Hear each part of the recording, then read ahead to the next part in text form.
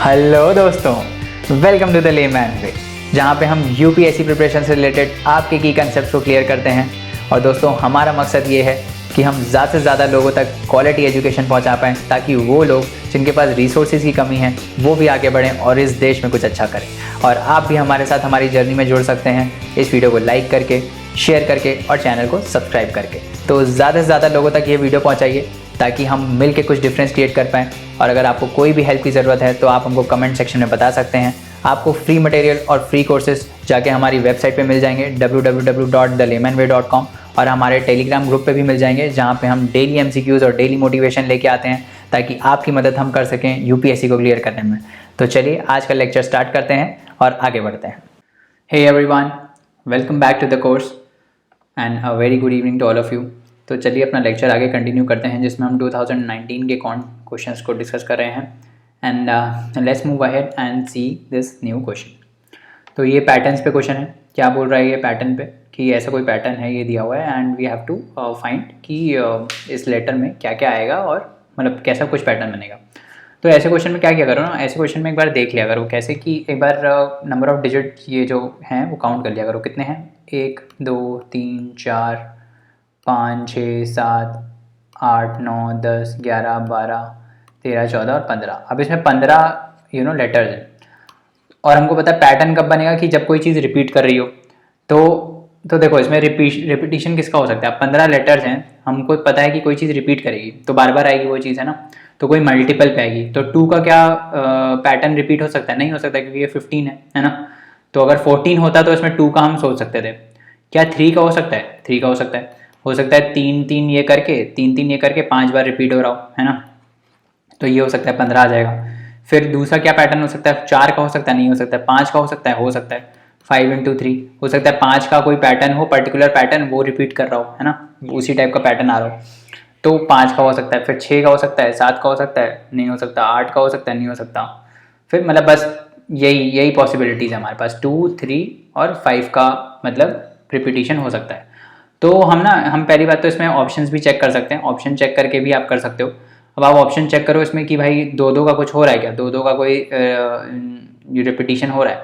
तो मान लो सी है, फिर यहाँ पे है, फिर ए है, फिर सी है, फिर सी है, फिर ए है, फिर क्या है। अगर 2 2 का होता तो क्या होता है, ऐसे ही होता, पहले के 2, दूसरे 2 ए सी, फिर तीसरे 2 3 ए सी ए, फिर ए और डैश कर देते हैं। फिर ए है ना, ए है, फिर डैश बी है, फिर सी डैश है, और फिर 2 2 का तो हो ही नहीं सकता खैर, क्योंकि ये 15 है ना। सॉरी 2 2 का तो हो ही नहीं सकता, फालतू में टाइम खराब कर रहे हैं इसमें, है ना। तो 2 2 का तो हो ही नहीं सकता ना, कोई पैटर्न आएगा ही नहीं क्योंकि 15 है। तो 2 2 में तो it should have been a even number. तो 3 और 5 ही हम देखते हैं बस। तो 3 का हम पैटर्न बनाने की कोशिश करते हैं और 5 का पैटर्न बनाने की हम कोशिश करते हैं। तो 3 का अगर हम पैटर्न बनाएंगे तो कैसे आएगा, सी डैश ए, है ना, पहला 3 का पैटर्न। फिर सी ए, है ना, दूसरा पैटर्न। फिर क्या है, ए डैश ए, तीसरा पैटर्न। फिर ए डैश बी, तीसरा पैटर्न। फिर सी डैश बी। तो अब इसमें लगा के देखो कुछ कुछ बन रहा है क्या। ए लगा के देखो, सी ए आ जाएगा, या अगर मैं ए लगाऊँ तो सी ए आ जाएगा, और फिर सी ए आएगा। अच्छा, और कुछ आ रहा है, ए, फिर ए अगर लगाएंगे तो बी आ जाएगा, ए बी ए। तो ऐसा कोई पैटर्न तो बन ही नहीं रहा, सी ए बी ए, तो ऐसा तो कोई पैटर्न बन ही नहीं रहा।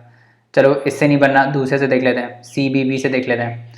तो अगर हम दूसरा पैटर्न डाल लें तो सी ए आ जाएगा, फिर दूसरे में भी सी ए आ जाएगा। ओके, कुछ दिख रहा है बनता हुआ। फिर क्या है, बी है, तो ए बी ए। अच्छा, फिर तीसरे में क्या आ जाएगा, फिर ए बी आ जाएगा। फिर चौथे में क्या आ जाएगा, सी बी आ जाएगा। तो कोई पैटर्न बन रहा है, C A B A B C B, कोई पैटर्न दिख रहा है बनता हुआ। सी ए ये दोनों बार रिपीट हुआ, फिर दूसरी बार और रिपीट होना चाहिए था। ए बी रिपीट होना चाहिए था, बट नहीं हुआ रिपीट। ए बी ये नहीं, ऐसे इसमें कोई पैटर्न नहीं बन रहा, राइट। फिर बी लगा के देख लेते हैं, सी ए बी ए, फिर ए बी, फिर सी बी। इसमें कोई पैटर्न बन रहा है, सी ए, इसमें कोई पैटर्न नहीं बन रहा, सी ए बी ए बी, है ना, सी बी, कोई पैटर्न नहीं बन रहा, है ना। तो इसको भी हम डिस्कार्ड कर देंगे, ये भी नहीं हो रहा। फिर CC से भी करके देख लो, उससे भी कोई पैटर्न बन रहा है क्या? CCA, CCA, ACA, ACB, फिर CCB से कोई पैटर्न बन रहा है? ACA, ACB से कोई पैटर्न नहीं बना। रिपीट होना चाहिए कोई चीज़, कोई पर्टिकुलर पैटर्न रिपीट होना चाहिए। यहाँ पे दोनों सेम आ गया तो कोई पैटर्न नहीं बन रहा, ठीक है। अब हम 5 से देख लेते हैं, 5 का करके देख लेते हैं। तो 5 लेटर्स उठाओ, CAAC, 1 2 3 4 और फिर एक और आ जाएगा C, है ना, ये आ जाएगा 1 2 3 4 5, ठीक है। फिर उसके बाद A है ना, ये आ जाएगा, ये तो आएगा A, फिर डैश B C, फिर डैश और B। 5 के अगर हम 5 का कोई पैटर्न लेंगे तो इस टाइप से आएगा। पहला ऑप्शन डाल के देखो क्या है, पहला ऑप्शन A है, तो अगर पहला ऑप्शन डालेंगे CAACC, इस टाइप से आ रहा है AA BAA, कुछ बन रहा है? नहीं बन रहा। फिर तीसरा क्या है? B है अगेन, BBC, उसके बाद AB, कुछ नहीं बन रहा है ना। कुछ बन रहा है क्या? CAACC, AABAA, BBCAB, कुछ नहीं बन रहा है ना, कुछ नहीं बन रहा। दूसरा डाल के देखते हैं, दूसरा क्या है? CCACC, है ना, ये बन जाएगा। C डालेंगे तो दूसरे में क्या डालना है? B डालना है, AABAA। अच्छा, तीसरा डालेंगे, तीसरे में B है, B फिर C फिर B। अब देखो ये पैटर्न बन रहा है, CC है, AA है, AA है, BB है, BB है, और फिर यहाँ पे ABC आया, तो ये एक पैटर्न बन रहा है ना। समझ में आ रहा है? तो आंसर क्या हो जाएगा? आंसर हो जाएगा B। इस टाइप से कुछ दिखना चाहिए आपको पैटर्न बनता हुआ, है ना। तो इस टाइप से आप ये क्वेश्चन कर सकते हो, ठीक है। आगे बढ़ते हैं। अब क्या बोल रहा है ये? A family has 2 children along with their parents, ठीक है। अ फैमिली हैज़ 2 चिल्ड्रन, दो चिल्ड्रंस हैं, है ना, along with their parents. The average of the weights of the children and their mother is 50 kg, ठीक है। तो चाइल्ड का वेट लेट्स से C है और मदर का वेट लेट्स से M है, तो इन दोनों का एवरेज कितना है? 50 है, ठीक है। 2 बच्चे हैं, ध्यान रखना, 2 children along with their parents, ठीक है। तो एक the average of the weights of the children, अच्छा सॉरी, तो average of the weights of the children, तो लेट्स से 2 चिल्ड्रन है C1 एंड C2, ठीक है। तो C1 और C2 2 चिल्ड्रन है और मदर है M, इनका जो एवरेज है दैट इज इक्वल टू 50। दो बच्चे थे ना, तो हमने तो एक ही लिया था, तो 2 बच्चे और एक माँ, इन तीनों का एवरेज कितना है? 50। The average of the weights of the children and their father is 52 kg। तो C1 प्लस C2 प्लस उसके फादर का जो एवरेज अगर हम लें तो ये कितना है? ये है 52 kg, ठीक है। If the weight of the father is 60 kg, तो ये F जो है दिस इज इक्वल टू 60। तो let's put this C1 plus C2 plus 60 divided by 3 is equal to how much? Is equal to 52। Then what is the weight of the mother? बहुत ही simple है, C1 plus C2 हम यहाँ से निकाल लेंगे। C1 plus C2 कितना आएगा? C1 plus C2 is equal to 52 into 3 कितना होता है? 52 into 3 is 3 to the 6, 5 3 15, 156 minus 60 कितना हो जाएगा? 696, है ना, 96 हो जाएगा।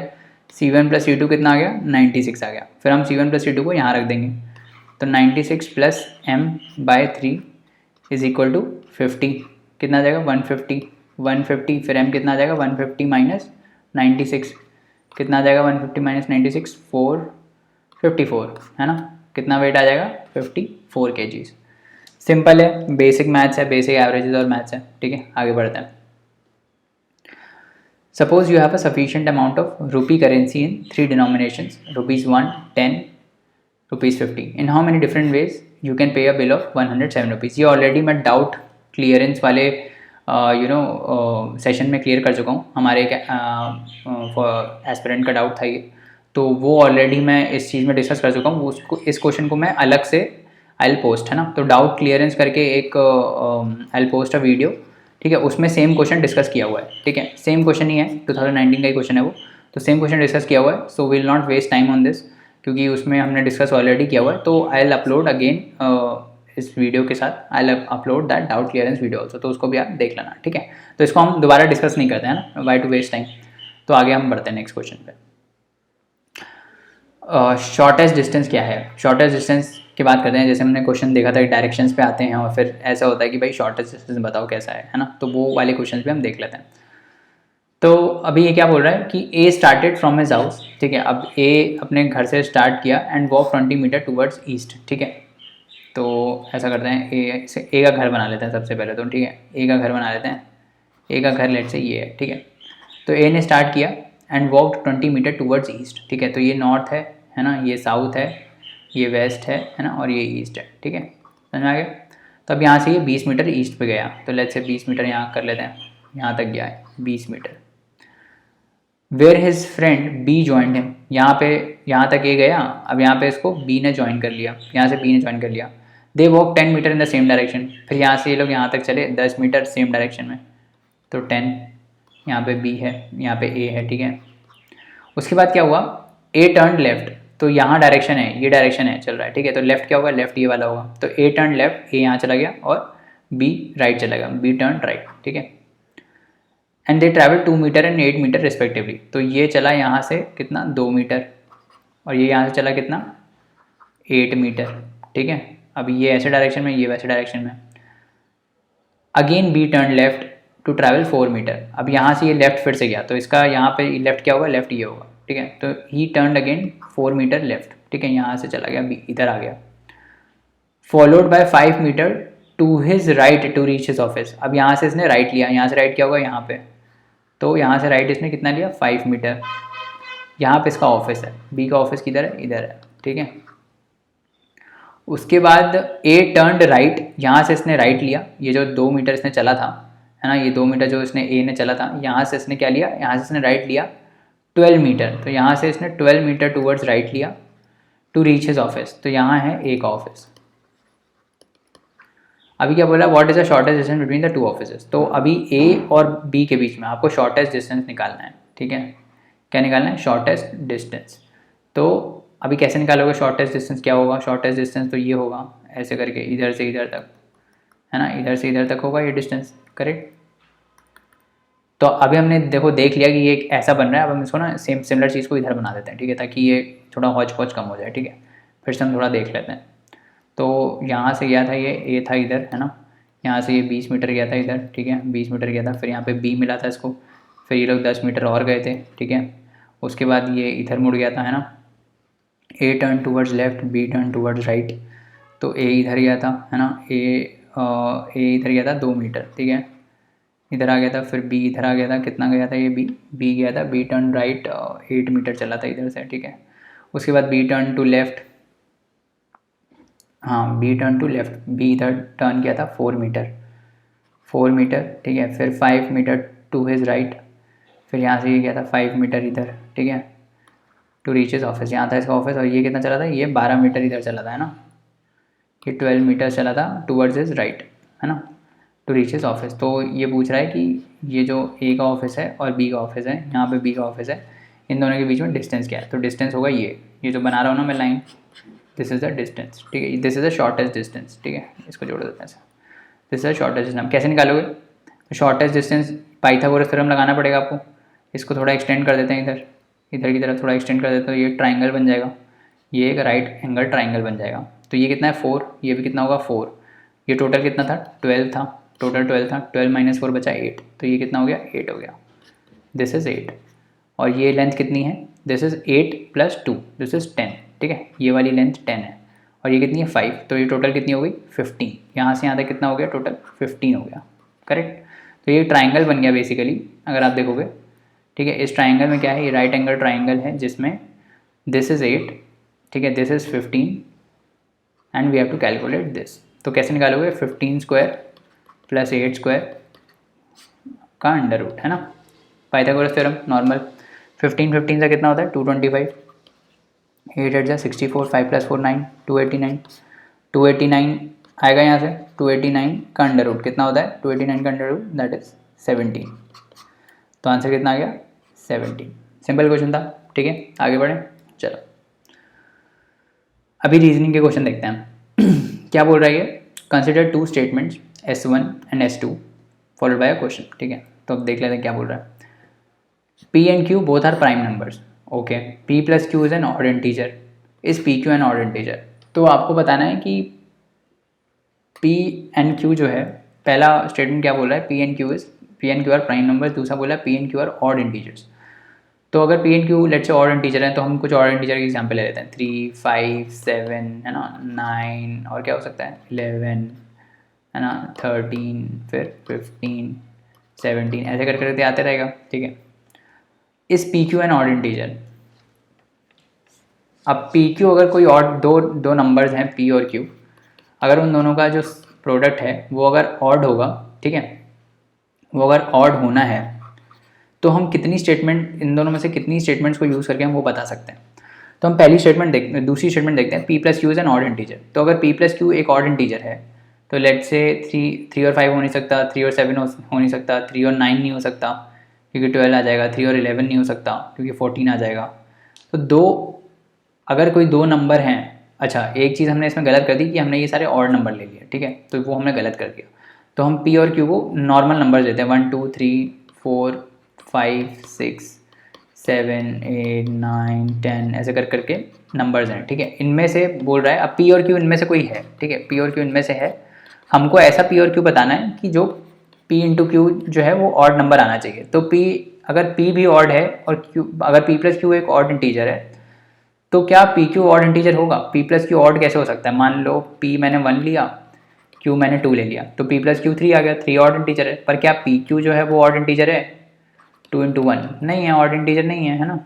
तो सिर्फ ये स्टेटमेंट यूज़ करके तो हम नहीं बता सकते कि पी क्यू जो है वो ऑड इंटीजर होगा, क्योंकि ऐसी तो बहुत पॉसिबिलिटी है। 1 and 4 इज़ ऑल्सो 5, ठीक है, पर 4 इंटू 1 इज़ 4, तो P Q is an even integer. तो सिर्फ ये स्टेटमेंट यूज़ करके तो हम नहीं बता सकते। अब हम ये देखते हैं कि P and Q both are prime numbers. तो अब हम इसमें से प्राइम नंबर निकालते हैं। कौन कौन से प्राइम नंबर? 2, 3, 5, 7, करेक्ट। यहाँ पे फिर 11 आएगा, 11, फिर यहाँ 13, ऐसे कर करके प्राइम नंबर आते रहेंगे। अब हम देखते हैं कि P and Q are both are prime numbers, ठीक है, तो प्राइम नंबर हमने लिख लिया। Now P plus Q is also an odd integer. Let's say P plus Q is an odd integer, तो क्या होगा? 2 and 3, 2 and 3 इज 5, है ना। पी प्लस क्यू 5 आ रहा है, 5 प्लस 2 प्लस 3 अगर 5 आ रहा है तो 2 इंटू 3 क्या आ रहा है? 2 and 3 6 आ रहा है, तो P Q is not an odd integer, है ना। पी प्लस क्यू अगर एक ऑड इंटीजर है, पी प्लस क्यू अगर एक ऑड इंटीजर है, हमने प्राइम नंबर्स ले लिए, है ना, प्राइम नंबर्स लिए 2, 3। अब 2 and 3 अगर हमने लिया एंड पी प्लस क्यू एक ऑड इंटीजर है, तो 2 प्लस 3 तो ऑड इंटीजर नहीं है ना, नहीं सॉरी, पी प्लस क्यू तो ऑड इंटीजर है, 3 प्लस 2 5 है, बट इनका प्रोडक्ट क्या आ रहा है? इनका प्रोडक्ट 6 आ रहा है, तो ये तो हो नहीं सकता, है ना। एक और एग्जाम्पल करके देख लेते हैं जिसमें आ रहा हो। लेट्स से हम कर लेते हैं, कोई और एग्जाम्पल करें, 2 लेते हैं और 11 लेते हैं, ठीक है, 2 लेते हैं और 11 लेते हैं, दोनों का सम कितना है? ऑड इंटीजर है 13, करेक्ट, बट दोनों का प्रोडक्ट नहीं है, दोनों का प्रोडक्ट 2 इंटू 11 है, दैट इज़ 22, है ना। समझ में आ रहा है? समझ में आ रहा है ना। तो हम ये बता नहीं सकते एक्चुअली में कि पी क्यू ऑड इंटीजर है कि नहीं है, ठीक है। अगर पी प्लस क्यू एक ऑड इंटीजर आ रहा है, लेट्स से 2 + 11 ऑड इंटीजर आ रहा है, then P Q can also be an even integer, ठीक है। तो ये तो गलत हो जाएगा, ये this is not the answer of this question. Both S1 and S2 taken together are not sufficient to answer the question, ठीक है, क्योंकि ऐसा बहुत कुछ हो सकता है। 2 एक ऑड है, 2 एक प्राइम नंबर है, 3 एक प्राइम नंबर है, राइट। तो 2 अगर आ गया किसी प्राइम नंबर में, ठीक है ना, और पी प्लस क्यू एक ऑड इंटीजर आ भी सकता है, तब भी हम ये नहीं बता सकते कि इस P Q is odd integer और नॉट। समझ में आ गया? तो क्या हो जाएगा? Both S1 and S2 taken together are not sufficient to answer the question, ठीक है। आगे बढ़े। अब कैलेंडर प्रॉब्लम्स को देखते हैं कि ये जो कैलेंडर वाली प्रॉब्लम्स होती है वो हम कैसे करते हैं, ठीक है। तो इसको करने से पहले let's know the concept of the calendar, कि कैलेंडर काम कैसे करता है ना, अपना कैलेंडर काम कैसे करता है। तो जो हमने ऑड डेज का कंसेप्ट ऑलरेडी डिस्कस किया हुआ है उसको हम फिर से डिस्कस करेंगे, ठीक है। तो देखो, जो ऑर्डिनरी ईयर होता है उसमें कितने डेज होते हैं? 365 डेज होते हैं, है ना, और 52 वीक्स होते हैं। तो 52 वीक्स होते हैं, 52 इंटू 7 करोगे तो कितना आएगा? 364 आ जाएगा, है ना। 364 तो वीक्स में आ गए, और एक क्या होता है? एक एडिशनल डे होता है, इसको हम बोलते हैं ऑड डे, ठीक है। इसको हम क्या बोलते हैं? Odd day. ऑड डे मतलब ये किसी वीक में नहीं आ रहा है, मतलब ये अलग से एक दिन है, that is called odd day, ठीक है।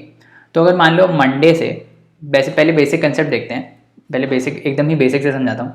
तो जैसे मान लो मंडे से कोई हफ्ता स्टार्ट हो रहा है, ठीक है। तो Monday, Tuesday, Wednesday, Thursday, Friday, Saturday and Sunday, ठीक है।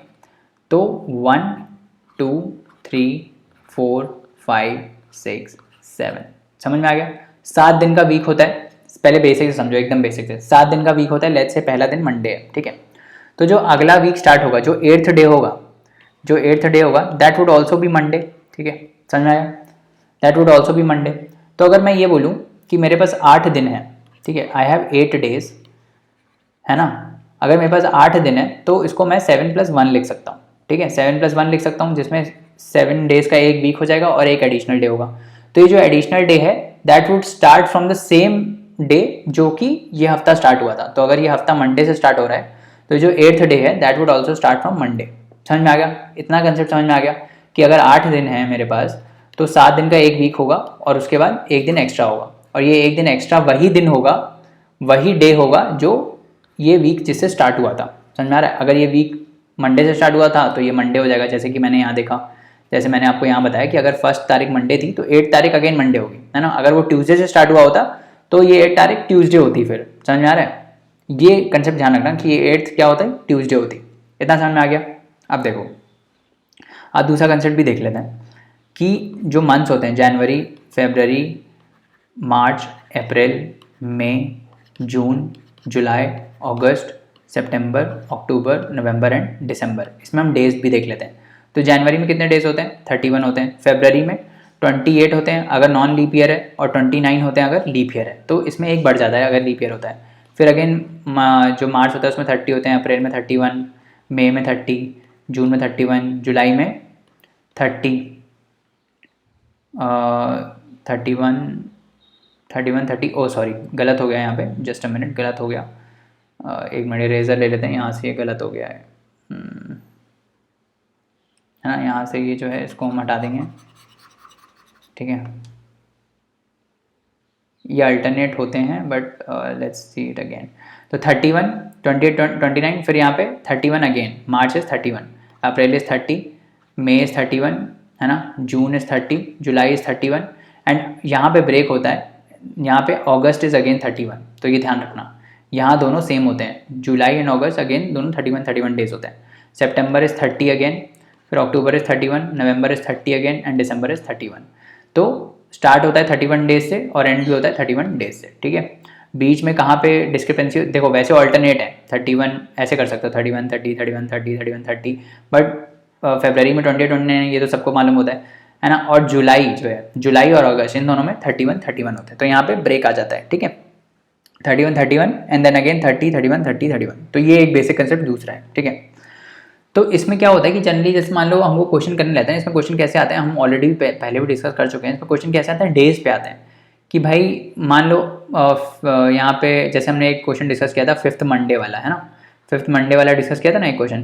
तो इसमें जनरली क्या होता है कि हमको ऑड डेज निकालने रहते हैं। ऑड डेज मतलब जैसे जनवरी है, जनवरी में अब क्या है, जनवरी में भी है 31 डेज, ठीक है। तो 31 डेज में से वीक्स कितने होंगे, तो 7 × 4 दैट इज 28, ठीक है। तो 28 डेज का तो वीक हो जाएगा, मतलब 28 डेज पूरे पूरे वीक में हो जाएंगे।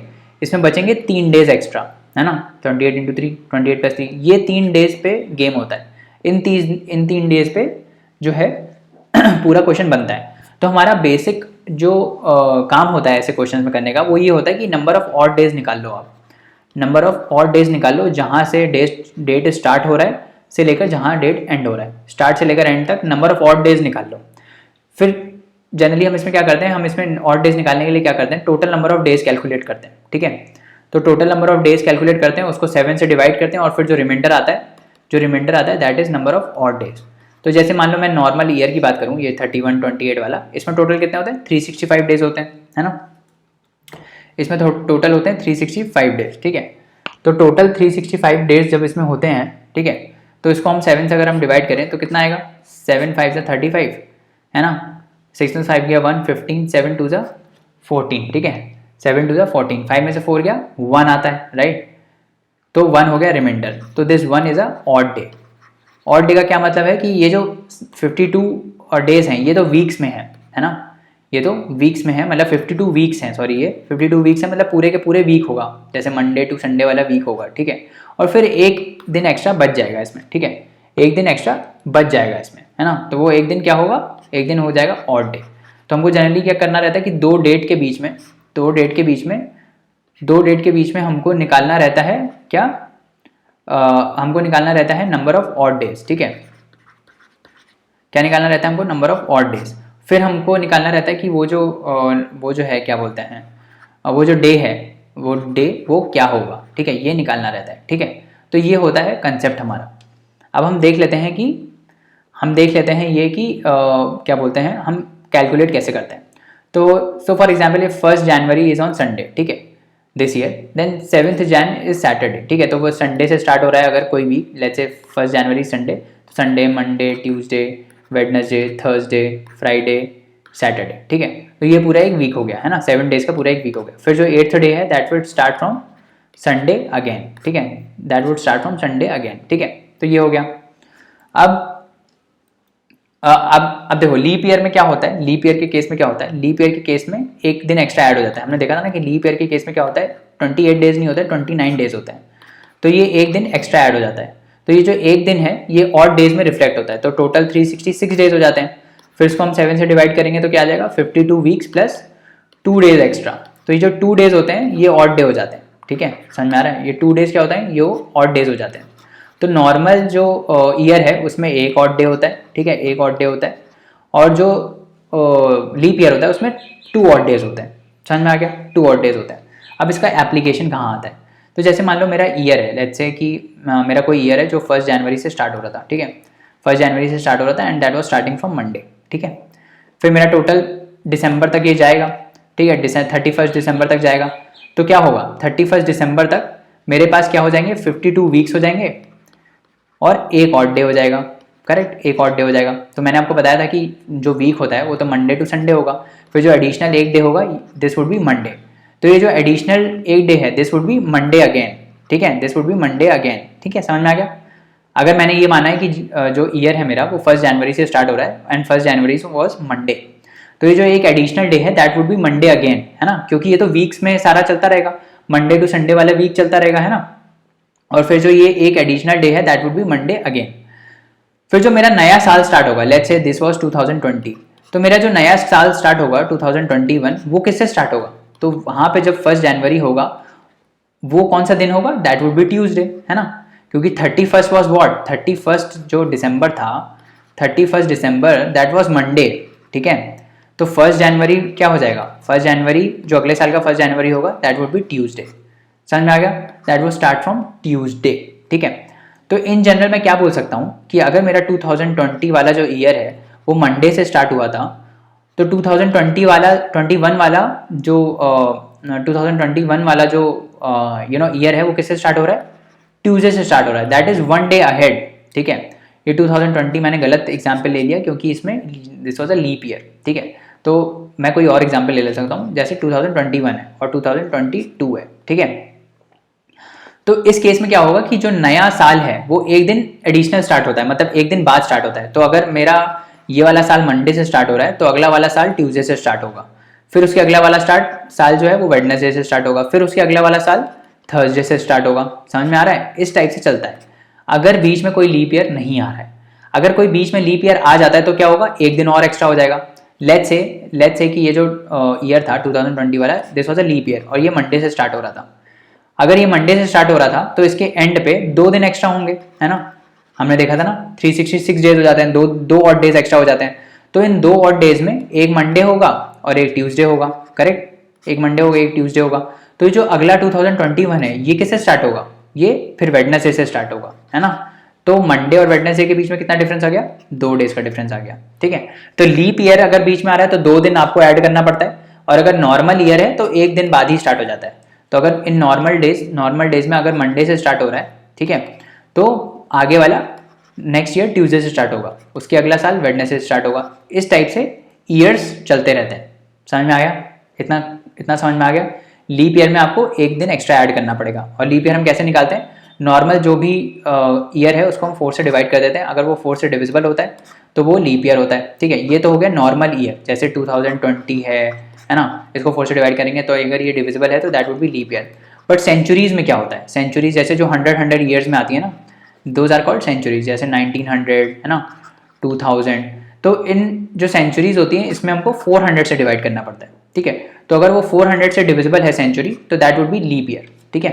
दैट सेंचुरी वाला year would be leap year, ठीक है। जैसे 1200, 1600, 2000 है ना, अगर ये 400 से डिविजिबल है then it would be leap year, ठीक है। समझ में आया? समझ में आ गया। अब कंसेप्ट ऑफ ऑड डेज भी देख लेते हैं, ठीक है। तो इसमें कुछ नहीं है, जैसा मैंने आपको बताया आपको वैसा ही करना है, सिंपल। एक मिनट, हाँ जस्ट अ मिनट, पीछे बढ़ते हैं हम इसमें, और एक मिनट इसको हम ब्लैक मैन कर देते हैं, ठीक है। हाँ, तो अभी क्या है, ऑड डेज हैं। अब ऑड डेज मैंने आपको बता दिया कैसे निकालते हैं हम लोग नंबर ऑफ ऑड डेज, कि 7 से हम डिवाइड कर देते हैं, फिर जो रिमाइंडर आता है that are number of odd days, ठीक है। समझ में आ गया। अब हम ये क्वेश्चन करते हैं एक बार, ठीक है। ये क्वेश्चन वाला करते हैं, क्या बोल रहा है क्वेश्चन। अभी क्या बोल रहा है, which year has a same calendar as that of 2009। तो 2009 का कोई कैलेंडर होगा, लेट्स से 2009 का जो 1 जनवरी है that was starting from Monday, ठीक है, that was starting from Monday.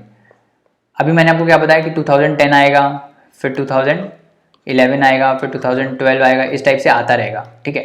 तो अब बोल रहा है कौन सा year would have the same calendar as of 2009। तो एसेंशियली ये आपसे ये पूछ रहा है कि आगे आने वाला कौन सा साल मंडे से स्टार्ट होगा, ठीक है, क्योंकि ये मंडे से स्टार्ट हो रहा है, तो जो भी मंडे से स्टार्ट होगा वो वाला year that would be same as that of the calendar of 2009, है ना।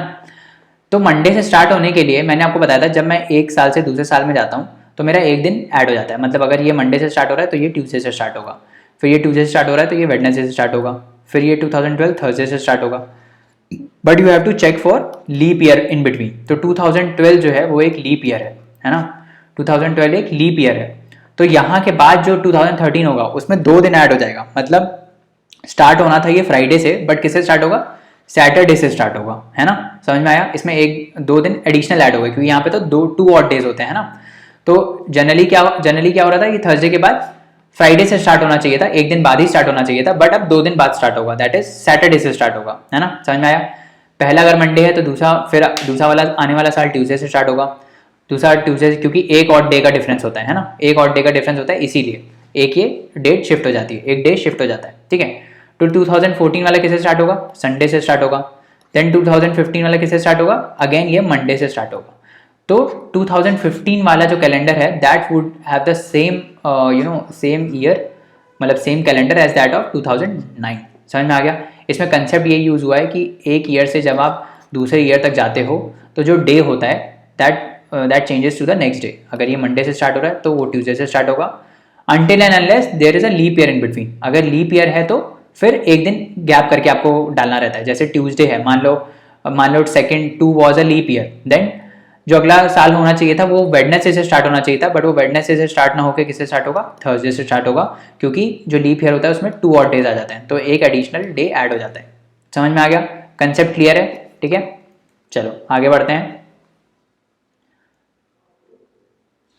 अब आगे बढ़ते हैं और एक और क्वेश्चन देख लेते हैं। चलो अभी क्या बोल रहा है, दूसरा क्वेश्चन क्या बोल रहा है, number 136 is added to 5b7 and the sum obtained is 7a3, ठीक है, where a and b are integers.